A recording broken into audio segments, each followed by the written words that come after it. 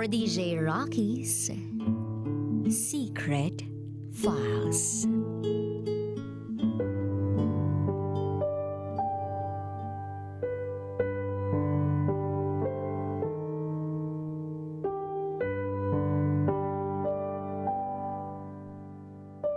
Ang dating best friend ko ay tatay na ng mga anak ko ngayon. Itago niyo ako sa pangalang Clara. At ito ang aking secret file. December 2007. Paglabas ng classroom, may lalaking naghihintay sa akin. Nursing student siya. Tinanong niya ako kung ako daw ba si Clara. Sumagot ako ng oo at tinanong ko siya kung bakit.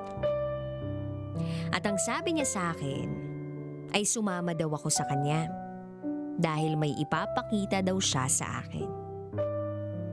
Dinala niya ako sa gilid ng nursing building. At mula sa malayo, nakita ko yung boyfriend kong nakaupo mag-isa. Nakita ko ang boyfriend ko na nakaupong mag-isa. Ilang segundo pa ang lumipas, tinanong niya ako, "Boyfriend mo ba siya? Boyfriend mo siya, 'di ba?" Sumagot ako ng, "Oo. Bakit? Bakit mo siya kilala? Anong ginagawa natin dito?" Hanggang sa ilang segundo pa ang lumipas, nakita kong may babaeng dumating at humalik sa boyfriend ko. Maya-maya pa ay sabi niya, siya yung girlfriend ko, ang babaeng pinakamamahal ko. Nadurog ako sa mga nakita ko. Namanhid yung buong katawan ko. Nanginginig ako sa galit at nanginginig ako dahil sa sakit. Parang sinusuntok ako sa dibdib ng paulit-ulit. Gusto kong lumapit pero hindi ako makagalaw sa kinakakatayuan ko. Wala akong nagawa. Wala akong nagawa kundi umiyak. 5 taon na pinaniwala akong ako lang. 5 taon na sobrang daming binuong pangarap na akala ko tutuparin naming dalawa. Hindi pala.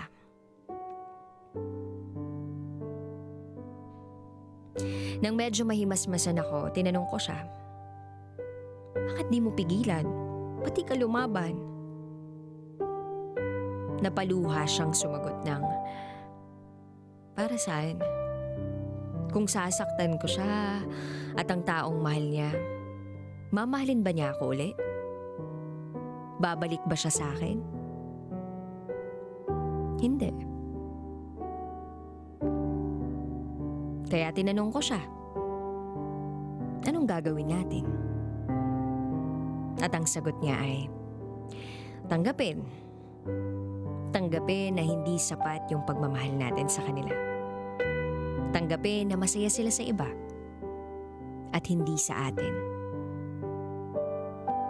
Napasabi ako ng, "Ang sakit."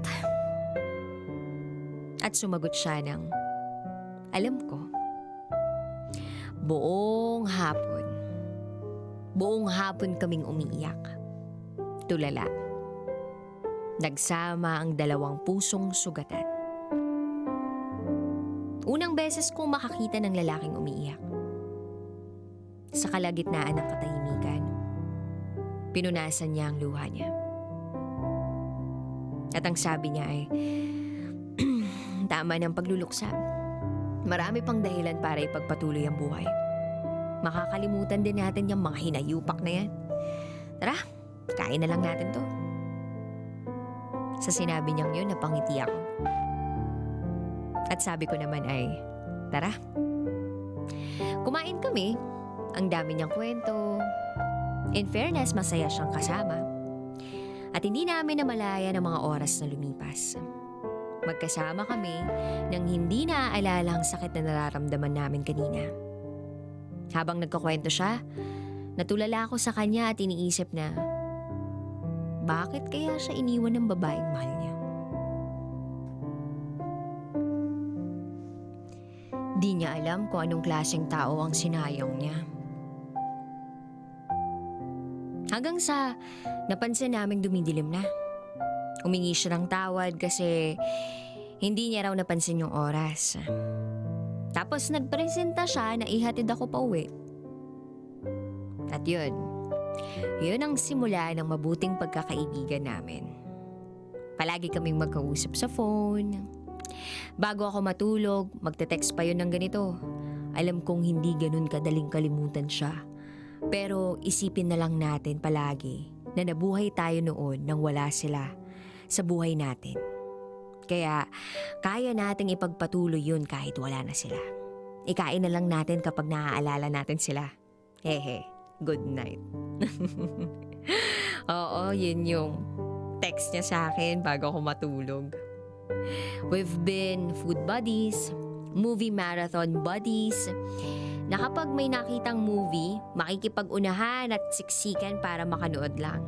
Library buddies na palaging magkasama sa pag-aaral at pagre-review. Pareho kaming naging Eraserheads diehard fan. Sa Freedom Park, madalas kaming nakatambay. Dala ang gitara niya at magpapatugtog ng kanta ng E-Heads at sabay kaming kakanta. Isang text ko lang sa kanya, nandyan na siya. Isang text niya lang, nandyan na ako. Nabuhay kaming hindi mapaghiwalay. Kulang na lang daw ay magkapalit kami ng muka. Hindi lang kasi sa school at sa labas kami magkasama.